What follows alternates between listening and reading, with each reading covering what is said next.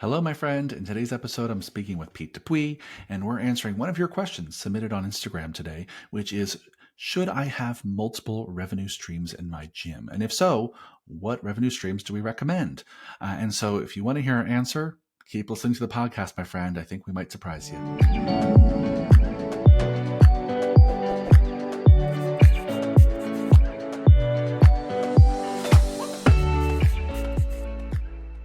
Hello, fitness business nerds. What's up? Welcome to another episode of the Business of Unicorns podcast.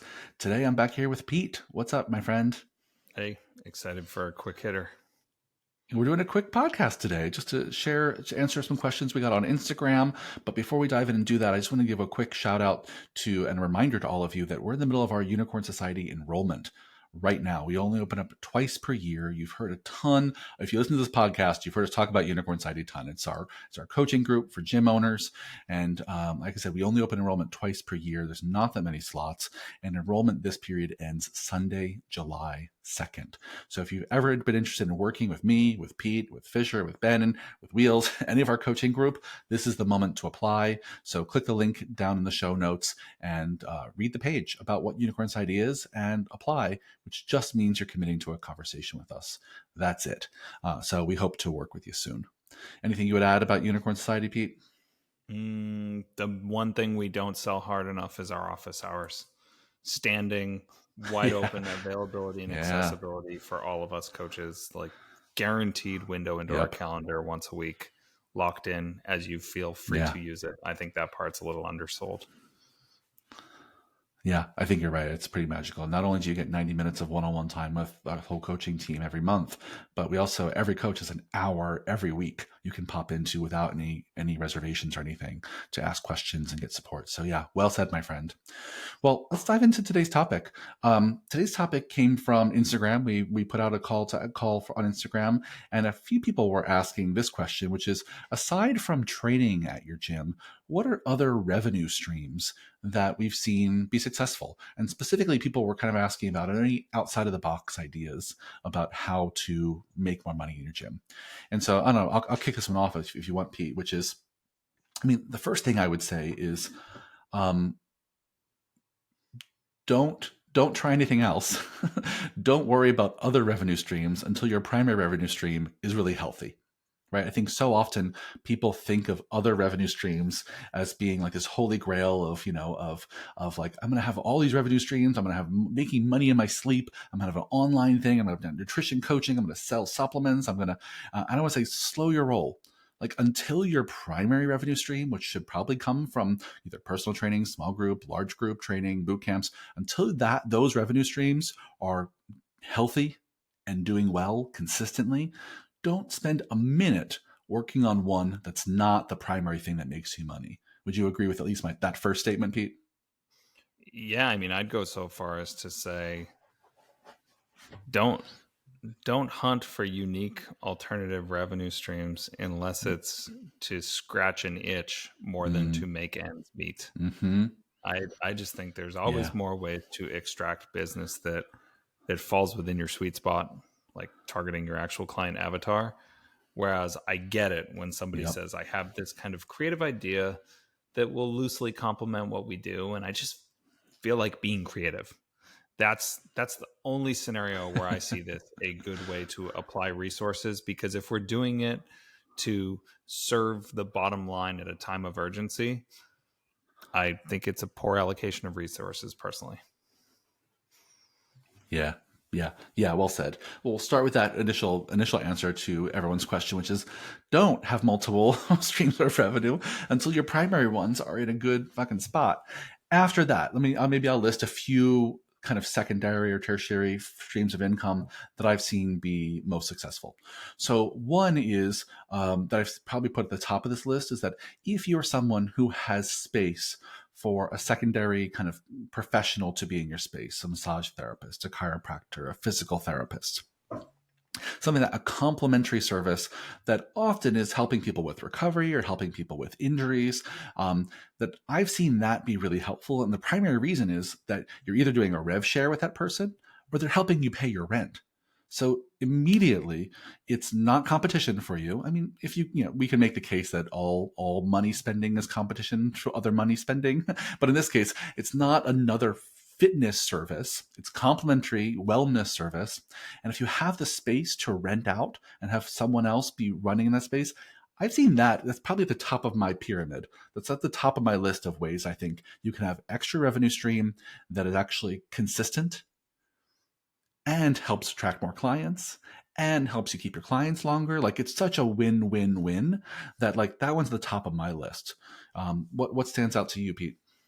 Well, top of that list, I'd also emphasize that it just makes sense. You don't want a scenario where your clients are asking themselves why. why is Michael selling Tupperware at the front desk, or why does Michael suddenly like sell jewelry as a side hustle out of the office? Mm-hmm. You just don't want it to be something other than logical. I think I've said on the podcast that I used to frequent a diner down in my in-laws, where across the street they had a salon that had a sign that said, "We rent bounce houses." But I just can't get past that in my head. That's right. There's no scenario where I will ever get my hair cut at a place that rents bounce houses, just like I'll never rent a bounce house from someone who also has a side hustle of cutting hair. So I want logic to be involved. Yeah. I'll tell you, there's one that's always kicked around in my mind as a performance training gym that I could see value in, and that would be helping our athletes better navigate the college recruiting process. So like a side hustle in our space might be helping a college athlete make recruiting videos, because we understand how the coaches think, how they recruit. We understand how to help an athlete show well in that visual format. That would be a logical alternative revenue stream. And there are endless parents who would pay for us to assemble a effective recruiting video for a kid. Or maybe it's coaching athletes on, I don't know, writing better outreach to college coaches that they're interested in engaging with, or being a consultant of sorts in a adjacent space. That's kind of the first thing that comes to mind for me. And there are a lot of different ways you could attack that. But you basically have to ask yourself, where are there questions that we are seen as a potentially informed resource that parents keep bringing to us? And that's a really common one. Should I be reaching out to the coaches? Should my kid be sending those emails? That, should my kid have a Gmail address? Should my kid have, should their email be baseballkid11 at AOL, or should it be their full name? Like, this is bordering on like life/professional coaching, but teaching people how to navigate putting themselves out there. That would be a really cool side hustle in our space. And if one of my employees came to me and they said, I have this idea and I have some extra time when I'm not in the gym, would you allow me to workshop this with you and maybe make a little more money under this roof? I'd be so excited, because I don't really have the bandwidth to pursue something like that. But if that entrepreneurial tendency kind of bubbled up with an employee, I'd be so psyched to like water that grass, if that makes sense. Yeah, that's a great example. That's a really great one. And it actually fits exactly with what I was going to say next, which is, I think any other form of coaching you can offer your clients that's specific to your avatar, that's specific to their needs. So in your case, sports performance, their need is like, hey, I need scholarships for college, or I want to get picked up by a pro or semi-pro team. Like, great, we might be able to help coach you on how you might do that.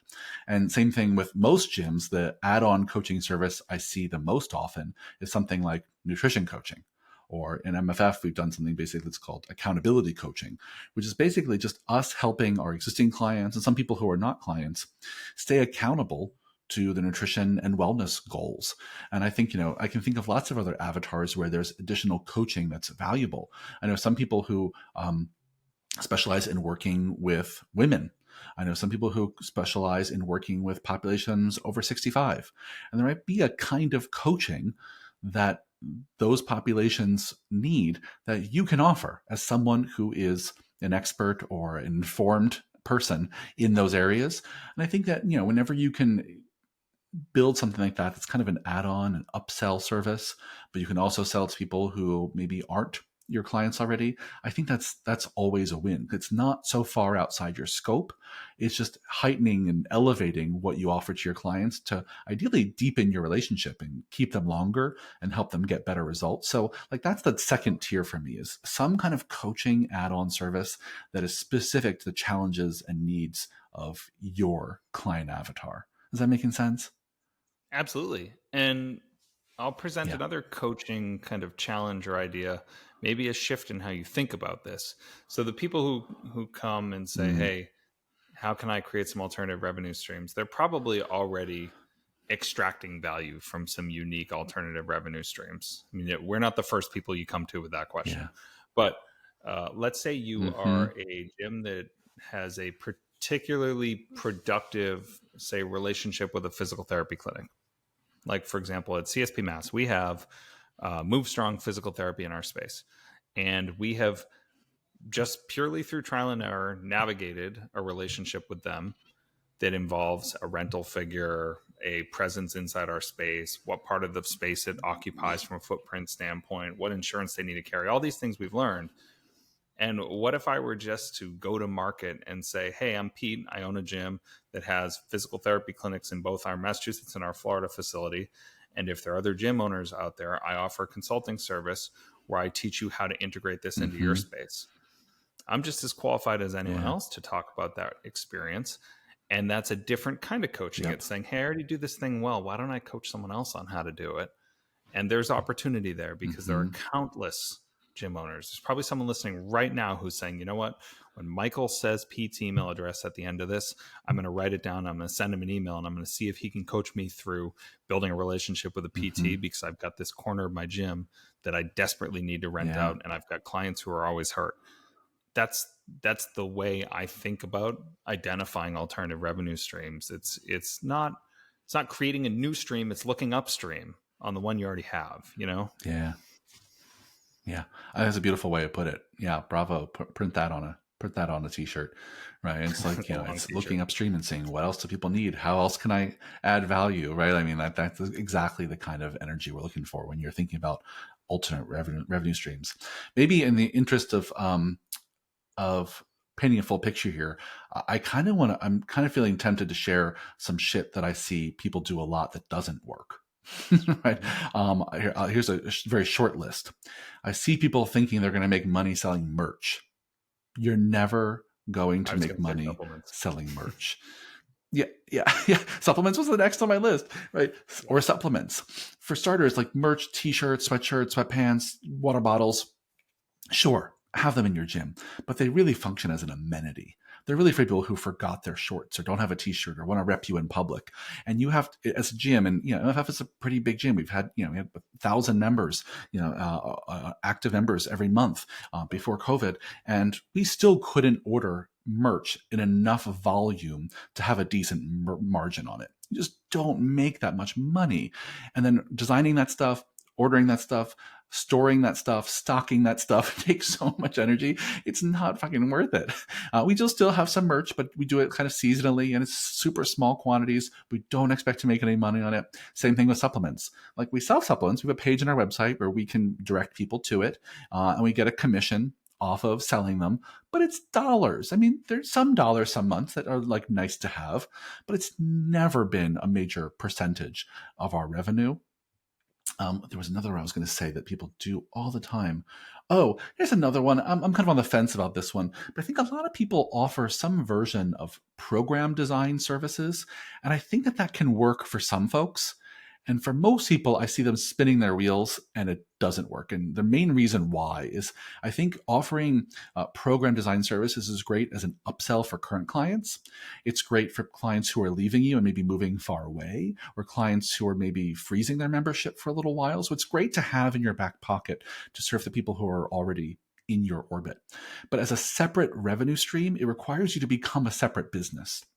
And marketing and selling your online program design services to a national audience or even just a regional audience is a whole nother bag of chips.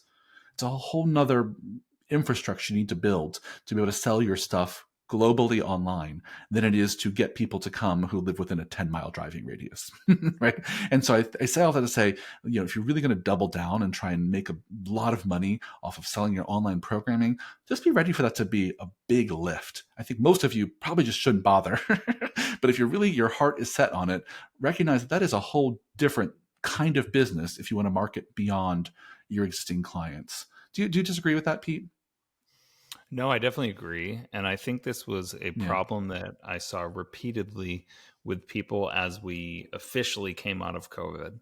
So a lot of businesses pivoted into some iteration of this because it was a lifeline. It was just something to keep their heads barely above water. But since it kept them alive during a period of lockdown, they feel some sort of degree of loyalty to it, or something that required that they needed to keep it on life support once we were back in the gym. And it was a misallocation of resources at best, in my mind. And I think there are a lot of gym owners out there who are still running, let's call it like your homebody. There are gyms that don't have the bandwidth to be delivering that service offering at the level that they were when they were in their pajamas in their living room, hoping that they were allowed to reopen their space. And they're still doing it. It's at break even at best, and it's burning them out. So I'd say if there's any distraction, any initiative you rolled out to survive COVID that you have kept alive on life support since, now is the time to kill it officially. Well, yesterday was, but today is the best time. 100%. Yeah. And we've been having this ongoing conversation at MFF since COVID, because as Pete mentioned, we started a program called Homebody, and we shockingly still have a couple hundred people doing it online, which is crazy to me. But the minute that dwindles to a number that's not worth our time, we'll be excited to kill it when the time comes. And those people start to come back in person, or we replace them with But for most of you, you're sustaining it out of sheer will. You should probably just let it go. So let's wrap it up there. I know we're kind of at time for the day, and I know we wanted to make this a short little summary of like all of our ideas. So hopefully you all got some thinking of this. To recap here, number one is don't worry about other streams of revenue until your primary one is in a good place. Some things we like here are, renting out your space to PT, chiro, massage person, if you can rent the space and develop that partnership. We like upselling, upstream, I'm going to call upstream coaching services, trademarked by Pete Dupuis here today. And we don't like some stuff for making money. You can have it, but merch, etc., not so great as an idea for making money, but good to have as a amenity. Anything I missed there?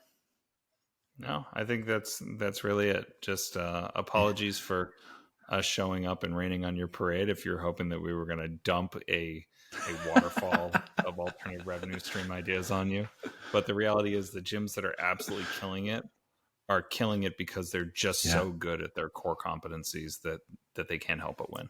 That's it. Well said, my friend. Let's leave it there. Listeners, if you love this podcast, please leave us a 5-star review.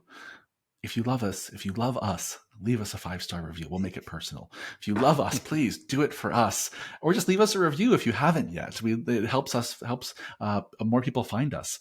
And if you want to tell us what to talk about next, email us, pete@businessofunicorns.com. Plus, Pete is now offering his services to help you grow your gym by adding a physical therapist. So email pete@businessofunicorns.com and michael@businessofunicorns.com. Let us know who you want us to talk to next, or what you want us to talk about. And if you're thinking about joining Unicorn Society, do it before Sunday, July 2nd. Link is down in the show notes. Thanks for a great chat, Pete. See you on the next one. Yeah, guess I got a new side hustle. Talk soon.